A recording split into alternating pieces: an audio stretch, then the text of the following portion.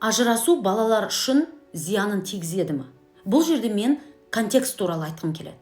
Яғни тек ажырасу сөзінің өзін, ажырасудың өзін драма жасамай шындыққа қарап көрейікші.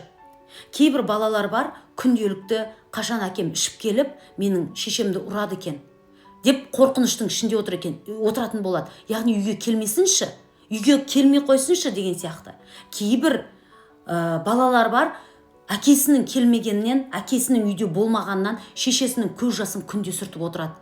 Яғни әкелері жоқ болғандықтан шешесінің көңілі жоқ болып күнделікті жылап, қай жерде, қай әйелдің қойнында жатыр деп ойлаған әйелдің көз жасын баласы көріп, күнделікті менің мамам неге бақытсыз дегенді көргеннен бала ешқашан өзін бақытты сезінбейді. Өйткені бала үшін, кішкентай бала үшін оған ақша, оған күшті үйден бұрын ата-анасының жыламағаны, ата-анасының жанында бақытты болғысы келеді. Бірақ өкінішке орай барлық отбасы ондай емес. Тағы да кейбіреулер бар, ажырасып кеткен, бірақ әкелер күнделікті ұлдарына звондайды, қыздарына звондайды, қалдарын сұрайды, керектерін сұрап тұрады, қолдарынан ұстап керектері, ойыншықтарын алып беріп, қыдыртып, ондайда жасап жатқан адамдар, отбасылар бар. Ажырасып кетсе де балаларын бақытты ете алады. Кейбіреуі бар, маған мысалы терапияға келгенде, естігенде шок боласың. Менің күйеуім маған айтады, мен сенімен ажырасып кетсем, сен менен ажырасып кетсең, мен балалармен сөйлеспеймін деп айтады екен.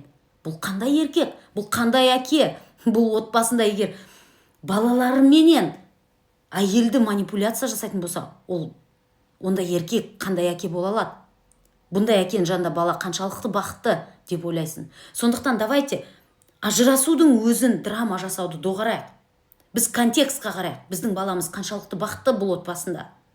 Ал егер ажырасып кететін болса, қаншалықты бақытты болады или бақытсыз болады дегенге. Сол арқылы шешім қабылдау керек. А не то, что ойбай, ажырасуға болмайды, балаларым үшін өмір сүріп жатырмын деп. Бірақ та күйеуі наркоман, күйеуі алкоголик, күйеуі ойын, вечно үйде қырғын, соғыс, төбелес, көгала фингал болып жүрген әйелді шешесін көрген отбасы.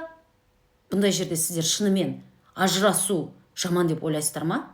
Сондықтан контекстқа қарайық.